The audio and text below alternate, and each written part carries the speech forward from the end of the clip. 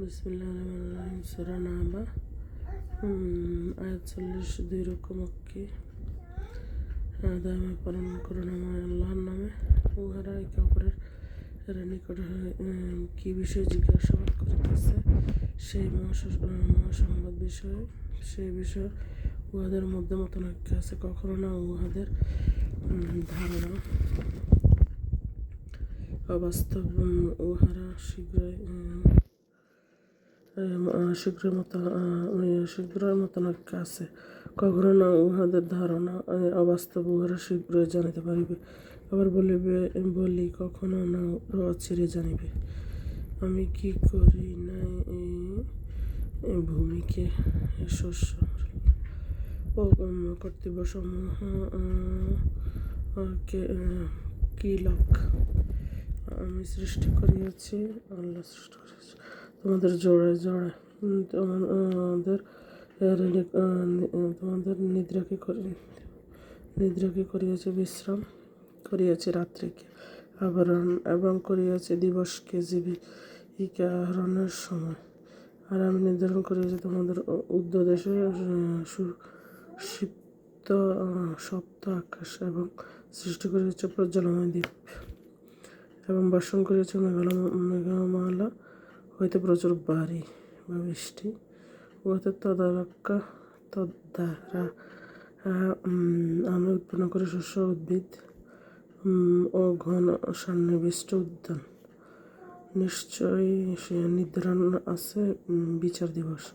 সেই দিন সিংহে ফুঁকা দেওয়া হইবে এবং তোমাদের দল দল সমাগত হইবে। আকাশ উন্মুক্ত করা হইবে, ফলে উহা হইবে বহু দ্বার বিশিষ্ট এবং চলমান করা হইবে পর্বতসমূহকে, ফলে সেগুলো হইয়া যাবে মরীচিকা। নিশ্চয় জাহান্নাম উৎপাতিয়া রহিয়াছে।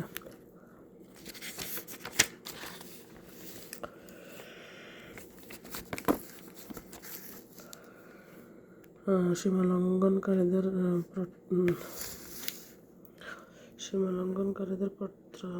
বর্তনস্থল, সেখানে উহারা যুগ ধরিয়া অবস্থান করিবে। সেখানে উহাদের আস্থা দহন করিবে না সত্য, না কোনো পানীয়, ফুটন্ত পানি ও পুষ ব্যতীত।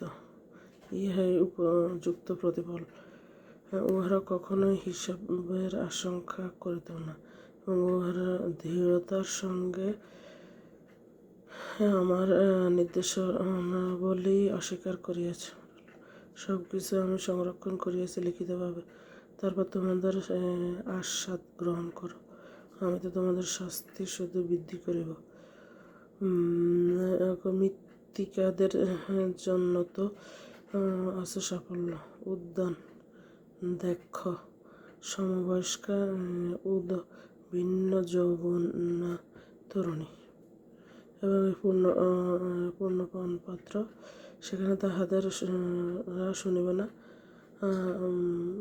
শুনবে না অসার ও মিথ্যা বাক্য। ইহা পুরস্কার ও যথোচিত দান তোমাদের প্রতিপালকের, যিনি প্রতিপালক আকাশমণ্ডলী এবং পৃথিবী ও উহাদের অন্তর্বর্তী সমস্ত কিছুই, যিনি দয়াময়। তাহাদের নিকট আবেদন ও নিবেদন শক্তি তাহাদের থাকিবে না এবং সেই দিনগুলো রূহ ও ফেরেশতাগণ সারিবদ্ধভাবে দাঁড়াইবে দয়াময়, যাহাতে অনুমতি দিবেন সে ব্যতীত অন্যরা কথা বলিবে না এবং সে যথার্থ বলিবে। এই দিবসে নিশ্চিত যাহারা ইচ্ছা সে তাহারা প্রতিপালকের শরণাপন্ন তোমাদের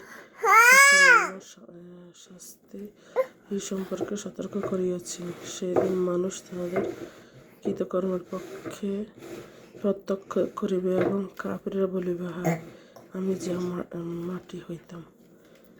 যদি মাটি হইতাম।